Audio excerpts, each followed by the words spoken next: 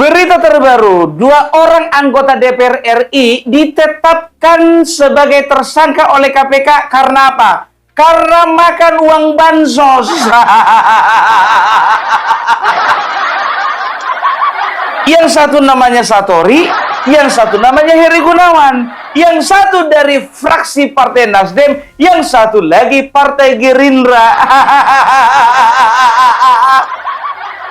Ini mana bosnya ini? Kalau Nasdem oke lah dulu, agak singkirkan dulu, ya kan? Ini yang dari Partai Gerindra mana ini? Itu Bapak Ketua Umum, bos kalian itu, Itu ngejar-ngejar koruptor. Hati-hati kau. Sedangkan ke Antartika dikejarnya, apa lagi kau?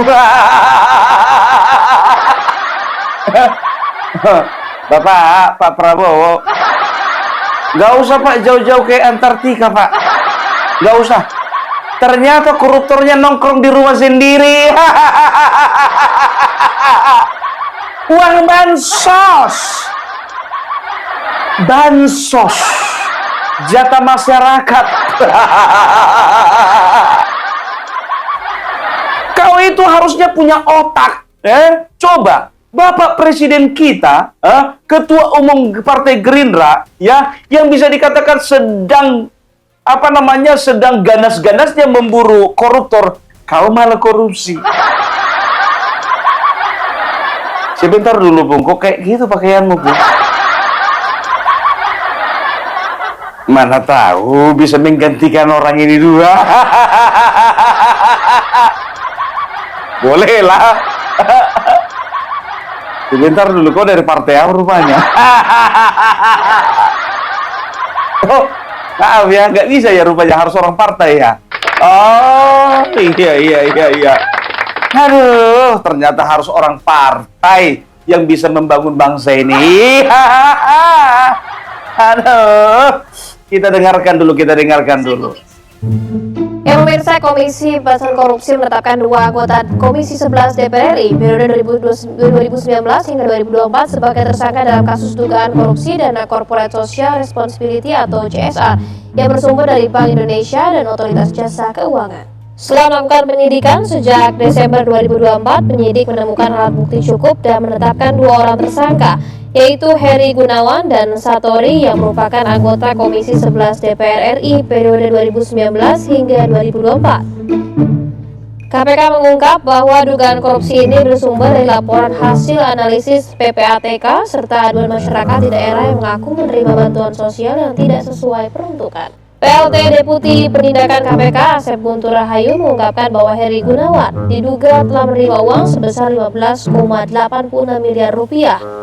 Sementara itu tersangka Satori diduga telah menerima uang sebesar total 12,52 miliar rupiah. Setelah dilakukan penyidikan umum sejak Desember 2024, penyidik telah menemukan sekurang-kurangnya 2 alat bukti yang cukup dan kemudian 2 hari kebelakang menetapkan 2 orang tersangka sebagai berikut, yaitu HG selaku anggota Komisi 11 DPR RI periode 2019-2024. Kedua, ST selaku anggota Komisi 11 DPR RI periode 2019-2024.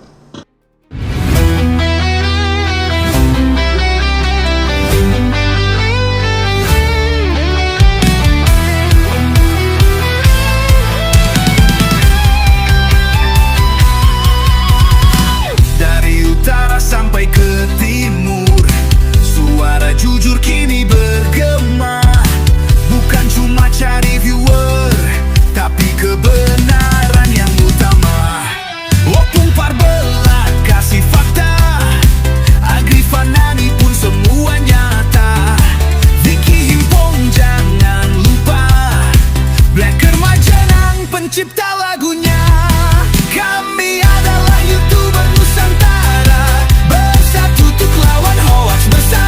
keren kan? Inilah pejabat yang sangat terpuji bagi keluarganya. Melakukan perbuatan yang sangat terpuji, tapi untuk keluarganya. Wakil rakyat. Wakil rakyat seharusnya. Wakil rakyat kok perbuatannya laknat. Waduh, nggak habis pikir kita ya. Jadi si Satori ini ya, dia korupsi uang sebesar 12,5 miliar ya, 12,8 miliar. Nah, si Heri Gunawan, Satori, ingat Satori dari Partai Nasdem ya. Aku kan hanya memperjelas, aku nggak anti partai, semua partai bagus kok. Oknum. Oknum. Partai Nasdem. Oknum Partai Nasdem tersebut, ya anggota DPR tersebut, ya makan uang bansos 12,5 miliar. 12,5 miliar.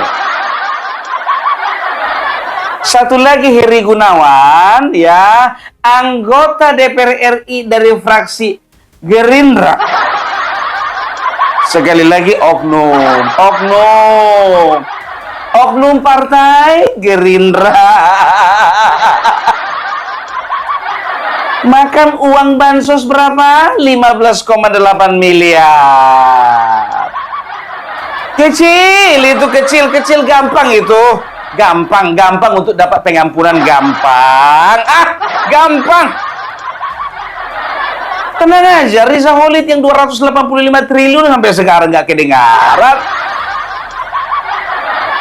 Nah, tenang.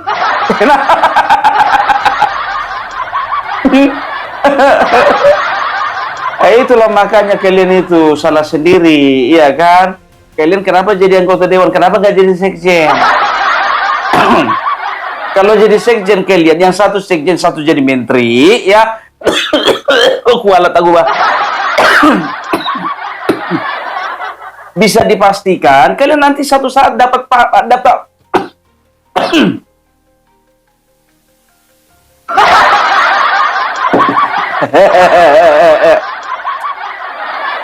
Kenapa kalian ngerasa ngerasa selamat kalian? Karena koruptor sekarang bisa dengan gampangnya mendapat amnesti dan abolisi. Ya. Maaf kawan, yang dapat amnesti dan abolisi yang satu sekjen, satu harus jadi menteri. Baru bisa dapat amnesti dan abolisi. Itu di Kamboja. Ya, makanya salah prediksi kalian. Kalian pun kalau makan uang negara kenapa nanggung-nanggung gitu loh. Kecil kali itu. 12 miliar. Jadi begini ceritanya. Ya. Jadi mereka ini ya di Komisi 11 ini mereka ini Komisi 11 DPR RI ini menangani masalah keuangan, setelah itu perencanaan pembangunan nasional, setelah itu masalah moneter ya. Jadi ini khusus gitu. Jadi bisa dikatakan lahan basah. Ya, lahan basah. Jadi, ya Bank Indonesia bersama OJK ya itu mengeluarkan CSR ya. Jadi CSR itu adalah bantuan yang diberikan kepada masyarakat ya berupa dana untuk sesuatu yang berbau sosial ataupun juga keagamaan ya. Contohnya rumah ibadah, yayasan ya, lembaga swadaya masyarakat dan juga yang lain-lain ya. Jadi itu peruntukannya tuh masyarakat dari Bank Indonesia dan juga OJK. Nah, ternyata ya Bank Indonesia dan Bank OJK ini kan kalau sudah untuk mengeluarkan dana CSR itu sudah pasti ada panitia kerjanya. Kan begitu. Nah, mereka berdua ini mengatur supaya dana itu ya itu bisa masuk ke dalam kantong mereka. Caranya bagaimana? Caranya mereka akan menunjuk beberapa yayasan dan juga mereka ternyata sebagian dari mereka itu ini kukatakan sebagian dari mereka karena begini ya. Ternyata pengakuan dari yang dua ini, Satori dan juga Heri Gunawan, ternyata bukan cuma mereka yang makan, ada banyak. Pengakuannya Satori banyak. Banyak. Nanti kita akan mendengarkan sangkalan daripada teman-temannya. Terserah kalian mau percaya si Satori apa mau percaya sama temannya itu. Makanya sebagian daripada mereka ya itu ada yang menunjuk beberapa yayasan dan juga mereka membuka yayasan sendiri. Karena apa? Yang namanya dana CSR itu tidak boleh masuk ke kantong pribadi, harus masuk ke rekening yayasan. Nah, setelah dari yayasan itulah ya akan ada tenaga ahli mereka ini ya yang akan mengatur penarikan daripada yayasan-yayasan yang sudah menerima CSR tadi ya. Ditariklah itu secara pribadi, secara transfer, masuklah itu ke rekening dari ya rekening yang sudah dibuat seolah-olah itu rekening anggota mereka. Satori katakan, ya disuruhnya anak buahnya, 10 anak buahnya, bikin dulu rekeningmu. Heri Gunawan, ya kan, disuruhnya sepupunya, bikin dulu rekeningmu.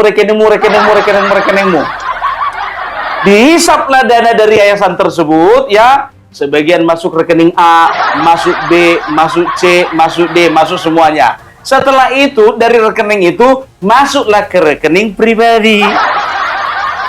Setelah itu uangnya, kalian tahu nggak?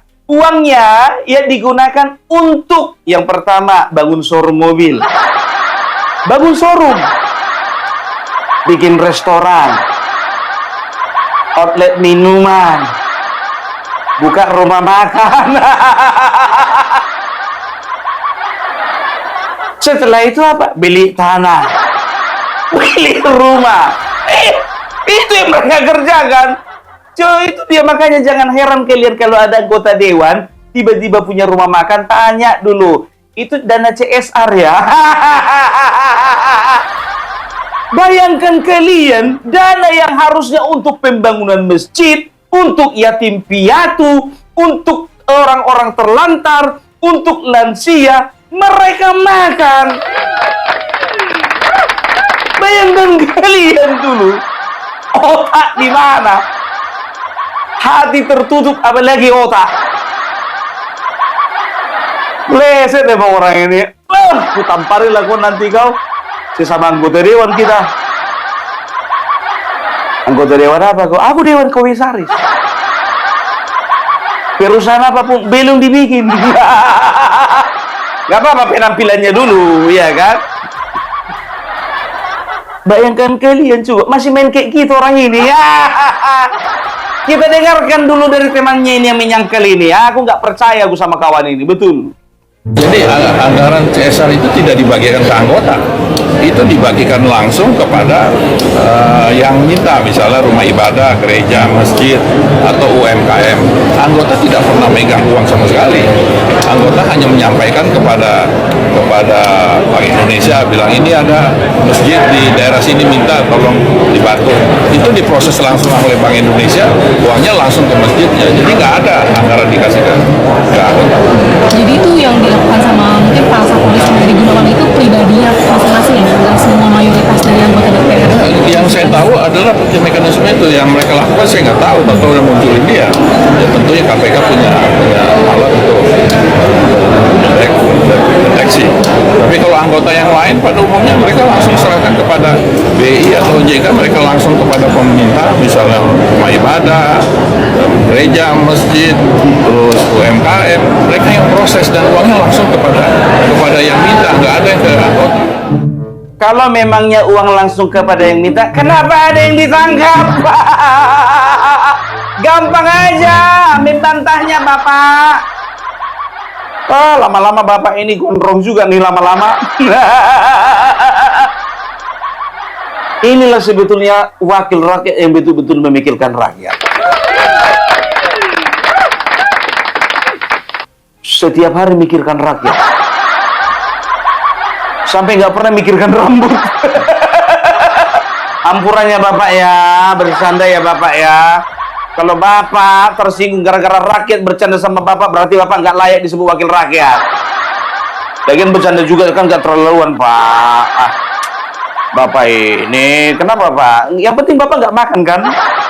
Itu aja, Bapak nggak makan kan?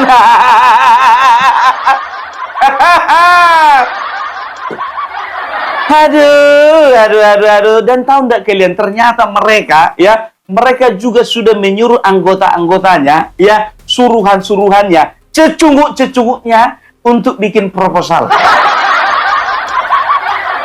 Bikin proposal untuk apa? Bikin kegiatan. Kegiatannya apa? Kegiatannya fiktif. Ada yang fiktif, ada yang memang dikerjakan. Contohnya, ini sebetulnya ulasan ini sudah dipaparkan oleh KPK sendiri, mengatakan contohnya, ada pembangunan rumah layak huni, kan begitu. Diajukanlah 10, cairlah dana itu, tapi yang dibangun cuma 2 rumah. Setelah 2 rumah itu dibangun, dipotonglah itu, cekrek. Kan begitu. Lalu bagaimanapun 8 rumah lagi, bisa saja. Diteleponlah contohnya teman dewan yang lain. Gimana? Udah jadi rumahmu itu? Berapa jadi? 3. Fotokan dulu sini. Tapi jangan dari depannya, dari samping. Aman 5. Kan begitu. Ditelepon lagi, yang di Kalimantan. Gimana? Rumah layak huni kalian udah selesai? Udah. Berapa yang selesai? Udah selesai 3. Fotokan dulu 3. Tapi ingat ya, pura-puranya dibikin di situ masih ada seng-sengnya. Masih ada kayu-kayunya. Jangan dulu dilepas. Fotokan dari jarak kira-kira 20 meter. Foto cekrek, kirim ya. Kirim fotonya 3, aman. Ya kan begitu? Ih, kok kau tahu teknisnya, Bung? Makanya kalau Bung Parbela ini jujurlah, ya. Sudah dari tahun 2004 udah kuintai-intai pekerjaan anggota dewan ini. Yang mana pun ada lah. Kayak nggak tahu aja kita. Kacau memang orang-orang ini, ya. Jadi bisa dikatakan ini, kalau ku bilang sih sebetulnya 12 miliar, 15 miliar, kelas-kelas cicunguknya itu. Kan begitu. Apa kabar yang 285 triliun? Minyak goreng? Minyak bumi? Timah? Yang ini nggak usah terlalu nggak usah terlalu diramaikan ini, nggak usah. Cukup ini jadi konsumsi publik 1 hari aja udah.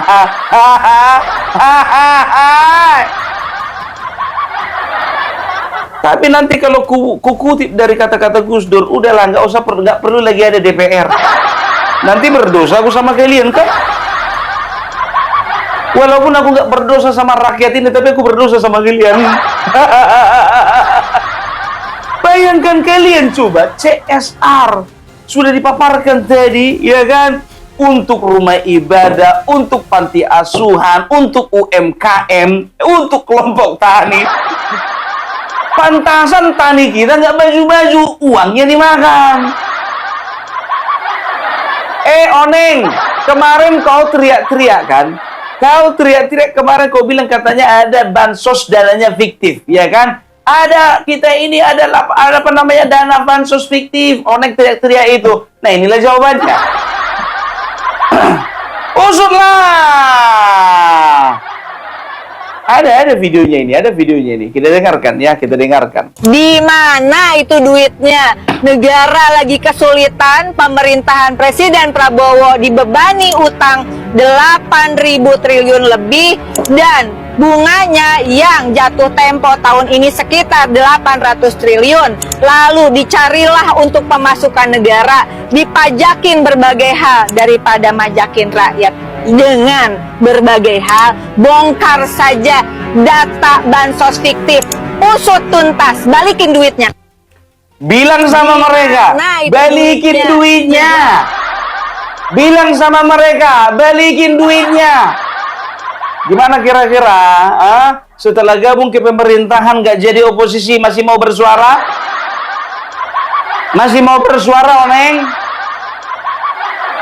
Ayo, aku tantang dulu kau, Oneng. Prabowo dibebani utang 8.000 triliun. 800 triliun itu adalah yang harus dibayar per tahun ini. Di mana dana sosial? Tanya sama orang itu, kalapa-lapet. Kok tanya sama netizen? Ngapain kok kor-kor sama netizen? Kau tanya, kalau rapat kalian di DPR, tanya teman-temanmu. Kau tanya sama masyarakat, di mana? Di mana? Mana uangnya? Ya sudah, kan kau anggota dewan kan? Itu pertanyaan bodoh. Karena apa? Karena fungsi pengawasan itu udah sama kalian. Fungsi anggaran itu sama kalian. Nggak usah bertindak bodoh dari depan kamera lah. Goblok kayak gitu kalau gue bilang. Nggak perlu kau, ngapain ada video-video kayak gitu kan? Tanya waktu rapat, tanya. Contoh kalau misalnya di pemerintahan kemarin ya, terendus samamu ya, ada dana bansos fiktif ya, data fiktif yang menerima bansos ya, itu kau pertanyakan sama pemerintahan yang sekarang. Supaya apa? Supaya diusut tuntas ya, bekerja sama dengan aparat penegak hukum, lakukan investigasi, setelah itu cari data-data fiktif itu, turun terjun ke lapangan, setelah itu eksekusi. Kau usah banyak ceritamu di mana? Mana tahu-tahu kami itu, ya kan itu urusan kalian. Ini untuk apa kau jadi kalau kau naik sama kami? Bukannya kalian tempat kami bertanya. Di mana? Di siapa si Satori? Di mana di Heri Gunawan? Di mana teman-teman Komisi 11 sebagian? Gas.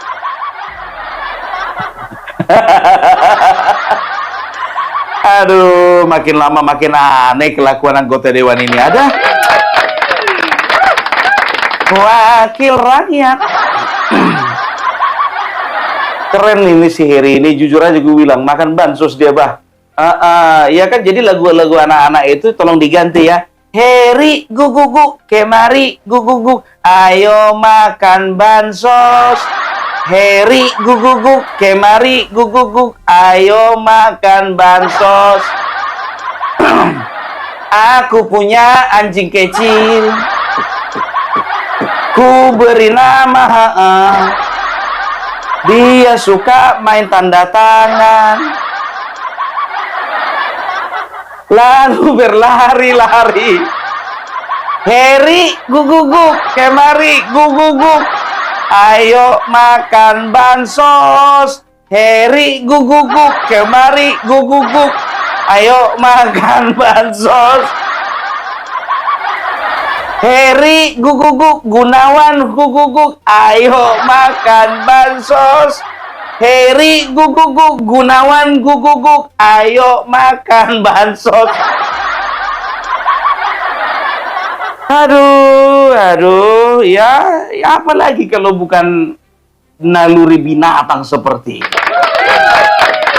Bayangkan kalian coba, demi mereka bikin rumah makan, restoran, outlet minuman, showroom, bayangkan kalian, mereka bikin kegiatan fiktif, mungkin saja mengatasnamakan agama.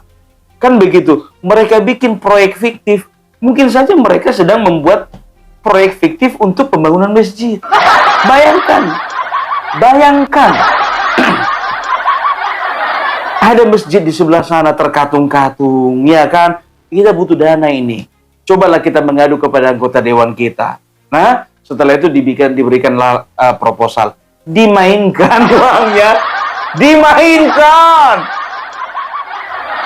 Katakanlah ya masjid tersebut ya kerangkanya sudah jadi, ya kan, setelah itu atapnya sudah jadi, ya temboknya memang masih separuh jadi, kan begitu, masih banyak bagian-bagian yang perlu dana, kan begitu. Nah, harusnya ya lebaran nanti itu udah selesai, jemaah bisa melakukan ibadah sholat id dengan tenang, ya. Setelah itu sehari-harinya mereka bisa sholat berjamaah di sana juga dengan tenang.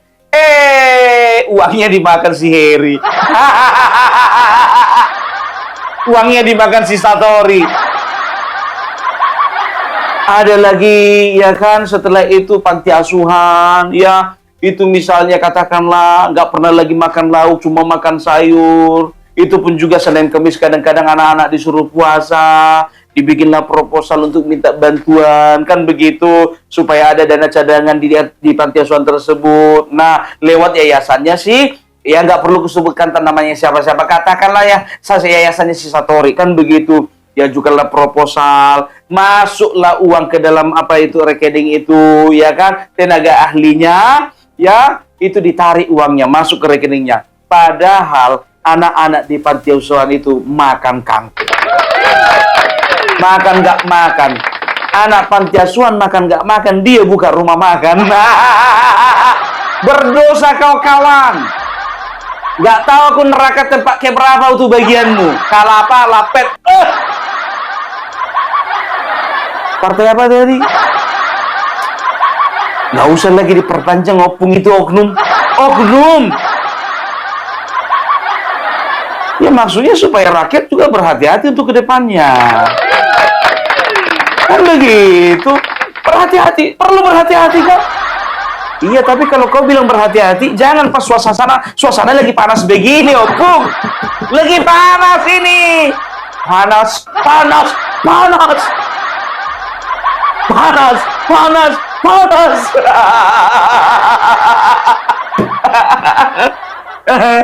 Aduh. Tepuk tangan dulu untuk anggota dewan kita yang sangat tidak terpuji kelakuannya ini. Aduh, ya, luar biasa deh, Bang. Showroom mobil. Itu jatah UMKM di sana mandek usahanya gara-gara nggak dapat bantuan, dia buka showroom mobil.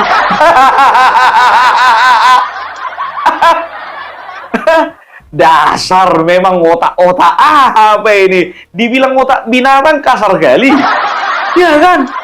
Tapi kayak gitu kelakuannya. Gak habis pikir aku. Gak habis pikir. Lapet. Udahlah. Ya, itu dulu dari Pung Parabelak. Salam NKRI harga mati.